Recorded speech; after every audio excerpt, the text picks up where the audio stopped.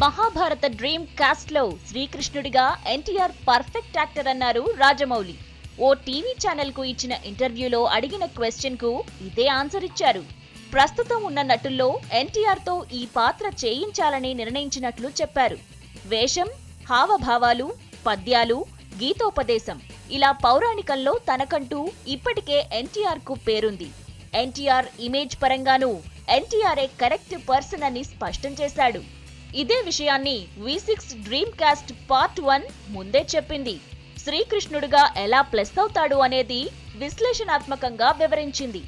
ఇదే విషయాన్ని జక్కన్న కూడా తేల్చి చెప్పటం రాజమౌళి మహాభారత డ్రీమ్ కాస్ట్ పై V6 అందిస్తున్న కథనాలు ఫిల్మ్ ఇండస్ట్రీలో హాట్ టాపిక్ అయ్యాయి.